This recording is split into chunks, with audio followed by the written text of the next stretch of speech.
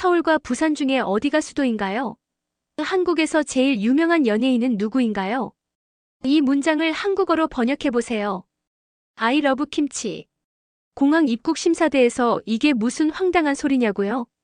이것은 오늘날 세계 각국의 공항에서 벌어지는 사실입니다. 이것은 한국 여권이 너무 가치가 있어서 생긴 우픈 현상입니다. 한국 여권을 든 아시아인이 입국 심사대에 서면 심사관들이 갑자기 엉뚱한 질문을 던지기 시작합니다. 대체 공항에서 무슨 일이 있었길래 이런 말도 안 되는 일이 일어나는 걸까요? 지금부터 사연 시작하겠습니다. 잠깐, 공항 가기 전에 구독과 좋아요 부탁드려요. 안녕하세요. 저는 상하이 푸단 대학에서 경영학을 전공하고 중국의 글로벌 무역회사에서 해외 사업부 매니저로 일하고 있는 천밍이라고 합니다. 어느 날 상사가 한국 지사에서 일할 사람을 찾고 있다며 제게 한국 지사 파견을 제안했을 때 솔직히 썩 내키지 않았죠. 왜 하필 한국인가? 하는 생각이 먼저 들었거든요. 그런데 회사에서 제시한 해외 주재원 수당과 여러 혜택이 너무 좋았어요.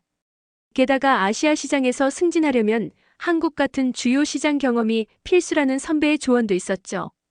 결국 경력 발전과 재정적 이점을 생각해서 이 기회를 받아들이기로 했습니다. 중국이라는 거대한 나라에서 자라며 저는 항상 우리나라가 세계의 중심이라는 자부심을 품고 살았습니다. 세계 2위 경제대국으로서의 위상, 5천년의 찬란한 역사와 문화. 그런 자부심 속에서 한국은 그저 작고 하찮은 나라로만 보였습니다.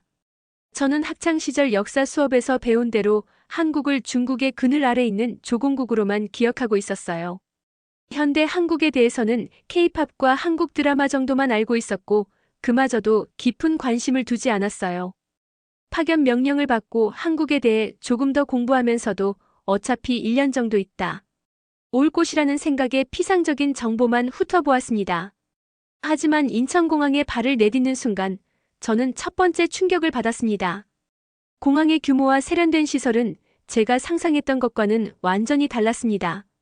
깨끗하고 질서정연한 공항은 중국의 어느 공항보다도 효율적으로 운영되고 있었습니다. 출입국 심사 과정은 놀라울 정도로 신속했습니다. 제가 중국 여권을 들고 있었기에 까다로운 심사를 예상했지만 직원은 미소 띤 얼굴로 친절하게 응대하며 몇 가지 간단한 질문 후 제 여권에 도장을 찍어주었습니다. 어서 오세요, 천밍 씨. 한국에서 좋은 시간 보내시길 바랍니다.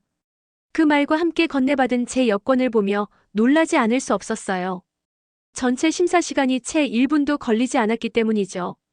후진국 한국이라는 제 선입견은 이미 첫 관문에서 허물어지기 시작했습니다. 공항에서 서울로 향하는 공항철도를 탔을 때의 경험은 또 다른 충격이었습니다.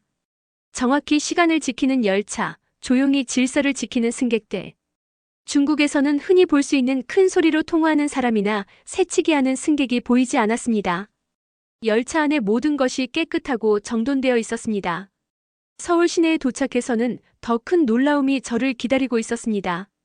스마트폰 하나로 모든 것이 해결되는 편리함, QR코드 하나로 간편하게 이루어지는 결제, 어디서나 찾을 수 있는 고속 와이파이.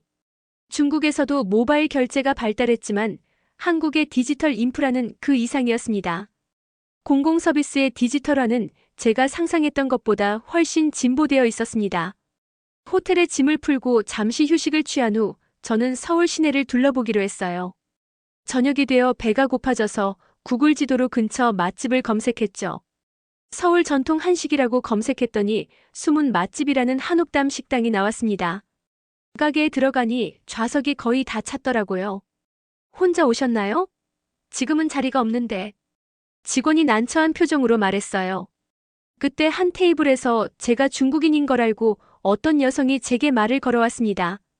저희 테이블에 같이 앉으셔도 괜찮아요. 이 집 음식은 정말 맛있거든요.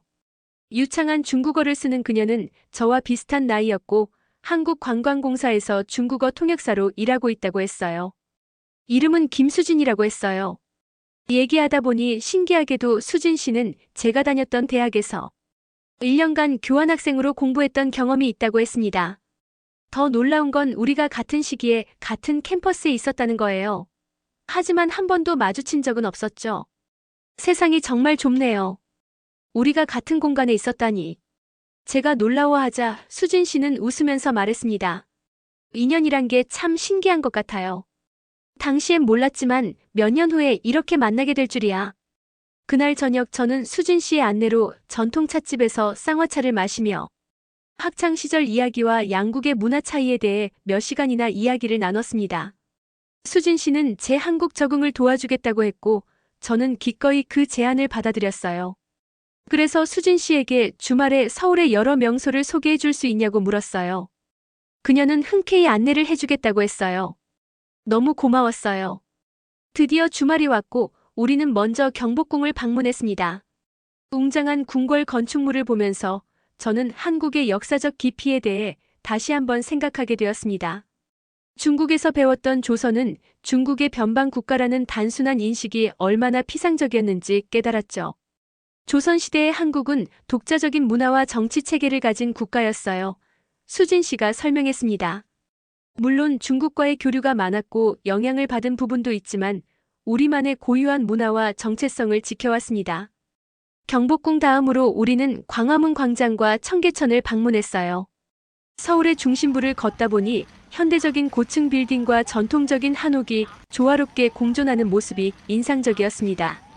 이곳은 원래 고가도로였던 곳을 허물고 복원한 하천이에요. 도시개발만 생각했다면 그대로 두었겠지만 시민들의 삶의 질과 환경을 생각해서 이렇게 변화시켰죠. 청계천 옆 벤치에 앉아 잠시 쉬고 있는데 갑자기 시끄러운 소리가 들렸습니다. 중국어를 쓰는 관광객 무리가 큰 소리로 떠들며 다가오고 있었어요.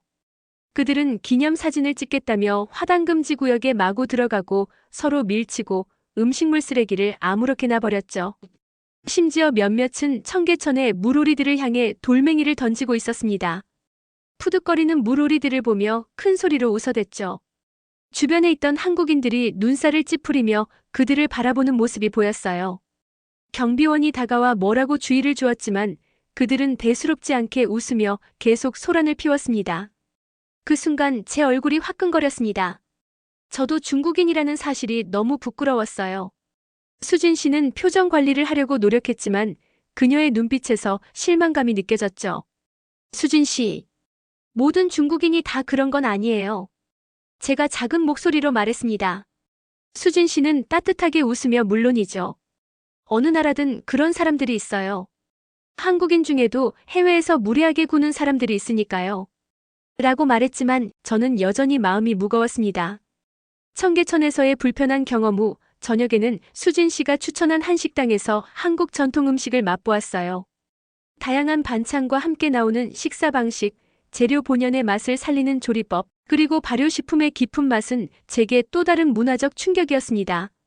특히 처음 먹어본 김치찌개는 정말 충격적이었어요. 첫 숟가락을 떴을 때 그 칼칼한 국물과 아삭한 김치, 부드러운 두부가 절묘하게 어우러져 제 입맛을 완전히 사로잡았죠. 한국 음식은 건강을 중시해요. 수진 씨가 설명했죠. 발효식품은 소화에도 좋고 영양가도 높아요. 김치, 된장, 간장 같은 발효식품은 한국 식문화의 중심이에요. 식사를 하면서도 저는 오후에 청계천에서 중국인 관광객들의 행동이 계속 마음에 걸렸습니다. 수진 씨는 아무렇지 않은 듯 대화를 이어갔지만 저는 왠지 모르게 중국인을 대표해서 사과하고 싶은 마음이 들었어요. 아까 청계천에서 그런 행동을 한 사람들 때문에 정말 미안해요. 중국인들을 대표해 제가 사과할게요. 제가 용기를 내어 말했습니다. 수진 씨는 웃으며 손을 저었죠. 신경 쓰지 마세요. 한국인 중에도 외국에서 창피한 행동하는 사람들 많아요. 국적보다는 개인의 시민의식 문제라고 생각해요. 그녀의 배려에 감사했지만 저는 그 순간 중국의 급속한 경제 성장에 비해 시민의식이 따라가지 못하는 현실에 대해 생각하게 됐어요. 업무를 시작한 지 한 달 정도 지났을 때 사무실에서 한 동료가 최근 유럽 출장에서 있었던 일화를 들려주었습니다. 지난주 독일 프랑크푸르트 공항에서 있었던 일인데요. 입국 심사장에서 EU 국가 전용 레인과 비EU 국가 레인으로 나뉘어 있었어요. 보통 비EU 국가는 심사가 오래 걸리잖아요. 그런데 심사관이 제 한국 여권을 보더니 You can use the EU lane next time이라고 하더라고요. 한국 여권 소지자는 EU 전용 레인을 사용할 수 있다는 거였죠. 정말 대단하지 않아요? 저는 놀라움을 감추지 못했습니다. 한국 여권이 그렇게 특별한 대우를 받나요? 다른 동료가 웃으며 대답했습니다. 천밍 씨 모르셨어요? 현재 한국 여권은 세계 여행 자유도 순위에서 3위를 차지하고 있어요. 무려 192개국의 비자 없이 방문할 수 있답니다. 몇 년 전에는 1위였다가 약간 순위가 내려갔지만 여전히 세계에서 가장 강력한 여권 중 하나예요. 저는 그 말을 믿을 수 없었습니다. 세계 2위 경제대국인 중국의 여권보다 한국 여권이 더 많은 나라에 자유롭게 입국할 수 있다니. 그것은 단순한 경제력을 넘어선 무언가가 있다는 의미였습니다. 그 대화 중에 박 과장님이 흥미로운 이야기를 들려주었습니다. 얼마 전 뉴스에서 들었는데 싱가포르에서 아프리카 출신의 범죄 조직이 한국 여권을 위조해서 사용하다 적발된 사건이 있었대요. 한국 여권의 가치가 너무 높아서 범죄자들이 한국 여권을 구하거나 위조하려는 시도가 늘고 있다고 해요. 다른 동료가 덧붙였습니다. 맞아요. 그 사건은 정말 충격적이었어요. 위조된 한국 여권으로 유럽과 북미를 자유롭게 오가며 불법 활동을 했다고 하더라고요. 다행히 한국 여권의 보안 기술이 워낙 뛰어나서 결국 적발되었지만 한국 여권이 얼마나 가치 있는지 보여주는 사례죠. 저는 이 이야기를 듣고 또 한 번 놀랐습니다. 한국 여권이 범죄자들의 표적이 될 만큼 가치 있다는 사실이 새삼 충격적이었습니다. 하지만 그 충격은 곧 더 큰 호기심으로 바뀌었습니다. 어떻게 위조된 한국 여권을 구별해낼 수 있을까요? 세계 각국의 출입국 심사대에서는 이러한 가짜 한국인들을 어떻게 가려내고 있을까요? 이런 의문이 생기자마자 저는 한국 외교부 지인에게 연락해 자세한 정보를 구해보기로 했습니다. 행운이었던 것은 제 회사에서 주최한 무역 박람회에서 만난 한국 외교부 영사국 김민우 과장이 이 분야의 전문가였다는 점입니다. 그와의 저녁 식사 자리에서 저는 이 주제를 조심스럽게 꺼냈습니다. 김 과장님 혹시 한국 여권과 관련된 위조 문제에 대해 들어보셨나요? 김 과장은 와인 잔을 내려놓으며 미소를 지었습니다. 아, 그 이야기군요. 최근 몇 년간 저희 영사국에서 중점적으로 다루고 있는 문제 중 하나죠. 한국 여권의 국제적 위상이 높아지면서 위조 시도도 크게 증가했거든요. 그는 자세히 설명해 주었습니다. 한국 정부는 몇 년 전부터 한국 여권 보호 프로젝트를 가동하고 있어요.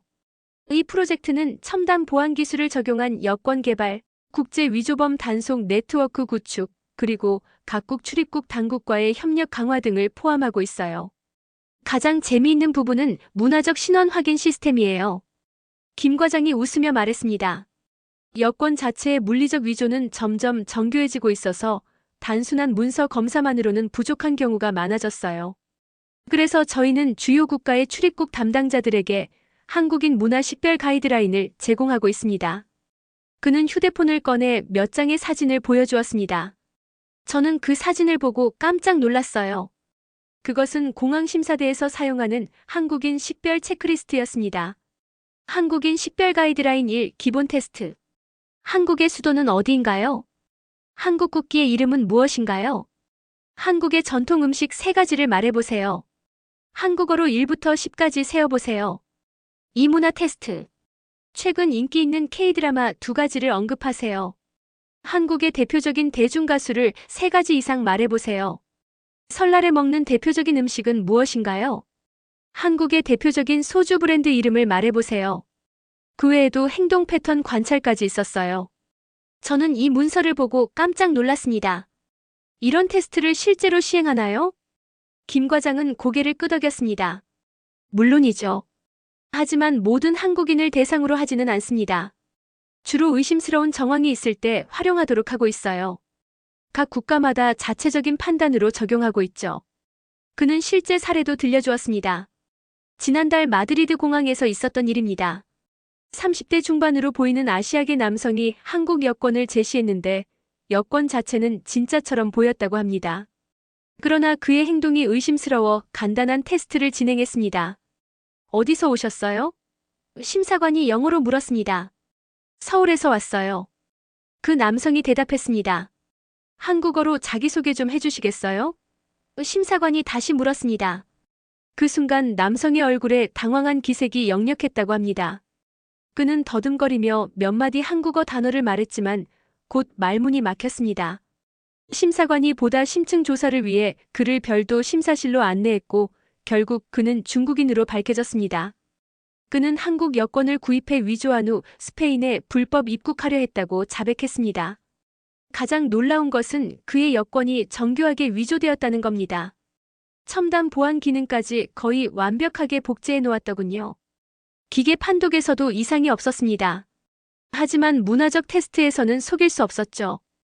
김 과장이 설명했습니다. 또 다른 사례는 더욱 흥미로웠습니다. 어떤 중국인 여성은 실제로 몇 개월 동안 한국어를 배우고 한국 문화를 공부한 후 시도했다고 합니다. 그녀는 기본적인 한국어 인사와 간단한 대화까지 할 수 있었습니다.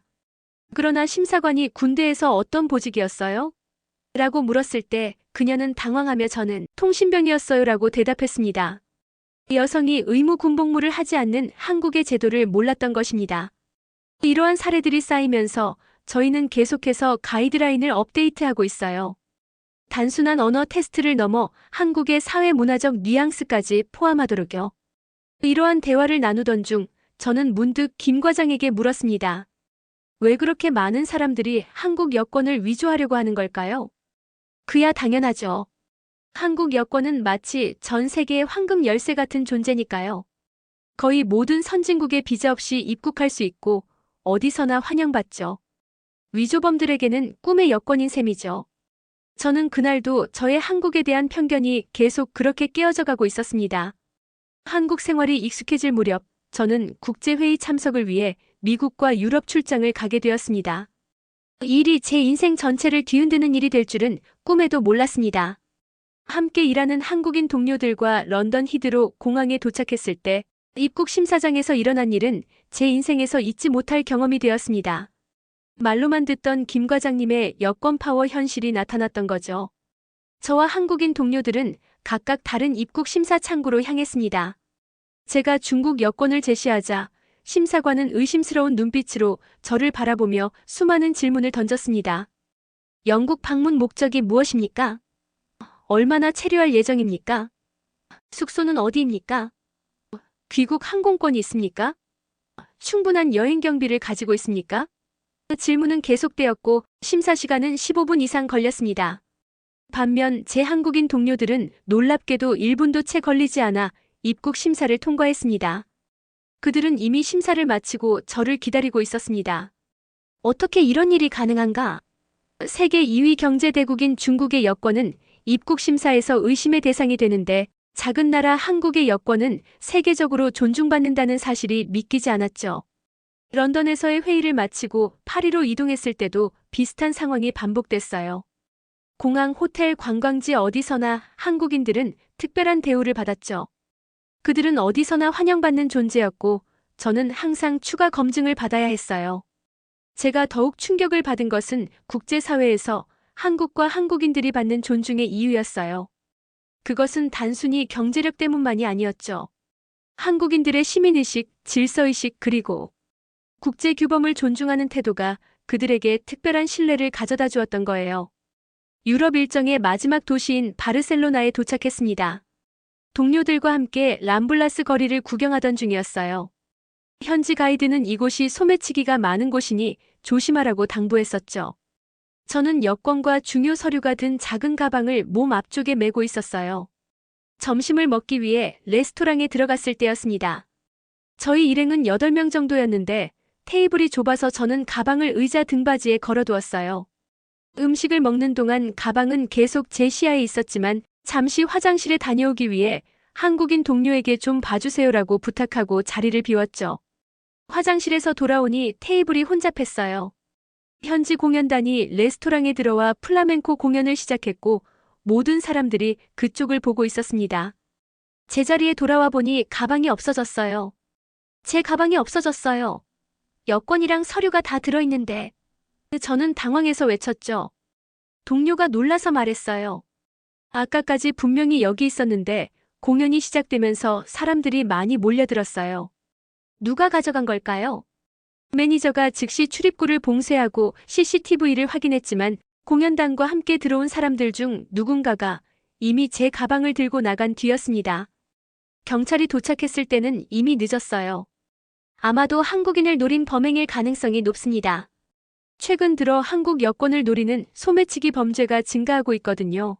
경찰이 설명했어요. 저는 당황스러웠죠. 한국 여권을 특별히 노린다고요? 경찰은 고개를 끄덕였습니다. 네, 한국 여권은 국제적 가치가 높아서 불법 거래 시장에서 높은 가격에 팔리거든요. 위조하거나 변조해서 사용하려는 사람들이 많죠. 특히 이 지역에서는 아시아인 관광객들이 한국인인지 다른 국적인지 구분하지 않고 노리는 경우가 많아요. 저희 한국인 동료들은 모두 자신의 여권을 확인하느라 바빴고 다행히 그들은 모두 안전했어요. 그 모습을 보면서 한국 여권의 가치를 다시 한번 실감했습니다. 호텔로 돌아가는 택시 안에서 저는 묘한 기분이 들었어요. 한국 여권으로 오해받아 도난당했다는 사실이 아이러니했죠. 그날 밤 저는 중국 영사관에 연락해 임시 여행 증명서를 발급받기 위한 준비를 했습니다. 다행히 호텔 금고에 여권 사본을 넣어두었기 때문에 증명서 발급은 어렵지 않을 것 같았어요. 하지만 예상치 못한 일이 발생했습니다. 다음 날 아침 호텔 프론트에서 저를 찾는 전화가 왔어요. 천밍 씨, 경찰서에서 연락이 왔는데 당신의 가방이 발견됐다고 합니다. 지금 경찰서로 가보시겠어요? 경찰서에 도착하니 놀랍게도 제 가방이 그대로 있었어요. 하지만 현금과 신용카드는 사라지고 여권은 남아 있었죠. 더 놀라운 것은 제 여권을 펼쳐보았을 때였어요. 누군가 여권의 첫 페이지를 살짝 찢으려다 만 흔적이 있었고 중국어로 된 제 이름을 보고 포기한 것 같았습니다. 범인이 체포됐습니다. 경찰이 말했어요. 그는 유명한 소매치기단의 일원인데 한국 여권만 전문적으로 노리는 조직이었죠.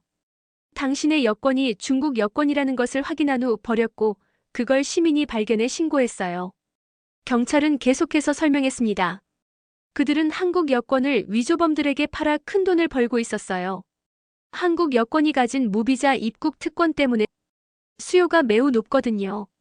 하지만 당신 건 상품 가치가 없다고 판단한 거죠. 경찰의 설명을 들으며 저는 묘한 감정에 사로잡혔습니다. 중국 여권이라 버려졌다는 사실이 씁쓸하면서도 한편으로는 이 사건이 한국 여권의 가치를 직접적으로 증명하는 것 같았어요. 범인을 어떻게 잡았나요? 저는 궁금해서 물었습니다. 사실은 한국인 관광객 가족의 도움이 컸어요. 경찰이 대답했죠. 그들이 당신과 같은 레스토랑에 있었는데 소매치기 일당을 의심하고 몰래 사진을 찍어뒀대요. 그리고 당신이 소지품을 잃어버렸다는 소리를 듣자마자 바로 경찰에 신고하면서 사진을 보내줬습니다. 잠시 후 경찰서 밖에서 기다리고 있던 한국인 가족을 만났어요. 40대 부부와 고등학생 아들로 구성된 평범한 가족이었죠. 정말 감사합니다. 어떻게 범인을 의심하게 되셨어요? 제가 물었어요. 남편이 웃으며 대답했죠. 저희도 작년에 스페인 여행 중에 소매치기를 당했거든요. 그 후로 항상 주변을 경계하게 됐어요. 오늘 그 사람들이 아시아인들만 노리는 것 같아서 의심스러웠죠. 아내가 덧붙였어요. 당신이 중국분이라는 건 나중에 알았어요. 처음엔 한국인인 줄 알고 더 신경 썼는데. 어쨌든 도움이 되어 다행이에요. 저는 그들의 도움에 깊이 감사했고 함께 식사하며 이야기를 나눴습니다. 그 가족은 평범한 한국의 중산층 가정이었지만 그들이 보여준 시민의식과 타인을 돕고자 하는 마음은 결코 평범하지 않았어요. 당연한 일을 했을 뿐인데요. 우리도 외국에서 어려움을 겪을 수 있잖아요. 서로 돕는 게 당연하죠. 그들의 말이 제 마음에 깊은 울림을 주었습니다. 한국으로 돌아온 후 저는 한국 사회를 완전히 다른 시각으로 바라보기 시작했어요. 그들이 짧은 시간 안에 이룩한 경제 발전뿐만 아니라 시민의식의 성장과 사회 시스템의 선진화를 깊이 존경하게 되었죠. 한국인들은 단순히 물질적 풍요를 추구하는 것이 아니라 조화롭고 질서 있는 사회를 만들기 위해 노력해왔던 것입니다. 이제 저는 중국이 진정한 강대국이 되기 위해서는 GDP 숫자나 군사력만으로는 부족하다는 것을 깨달았어요. 국민 개개인의 시민의식, 국제사회에서의 신뢰, 그리고 타인과 타문화에 대한 존중이 필요하다는 것을 한국에서의 경험을 통해 배웠습니다. 파견 임무가 끝나고 상하이로 돌아가기 전날, 저는 수진 씨와 함께 마지막 저녁 식사를 했어요. 정말 많은 것을 배웠어요. 한국에 오기 전에는 상상도 못했던 경험이었죠. 제가 말했습니다. 물론이죠. 우리의 인연이 여기서 끝나지 않길 바랍니다. 다음 날 아침, 인천공항에서 출국 수속을 밟으며 저는 마지막으로 한국 땅을 바라봤어요. 한국은 제게 단순한 파견지가 아니라 새로운 시각과 가치관을 선물해준 곳이었습니다. 후진국 한국이라는 편견으로 시작된 여정은 존경할 만한 나라 한국을 발견하는 여정으로 변모했어요. 비행기에 탑승하며 저는 조용히 다짐했습니다. 언젠가 중국인들도 전 세계 어디서나 환영받는 여행자가 되는 그날까지 제가 한국에서 배운 교훈을 많은 사람들과 나누겠다고요. 그리고 그날은 분명 올 것이라고 믿었습니다. 왜냐하면 진정한 강대국의 힘은 여권의 색깔이 아니라 그 여권을 든 사람들의 품격에서 나오는 것임을 이제 저는 명확히 알게 되었으니까요. 여러분, 오늘의 사연 잘 들으셨나요? 오늘 긴 시간 끝까지 시청해주셔서 감사합니다. 오늘도 좋은 하루 되세요.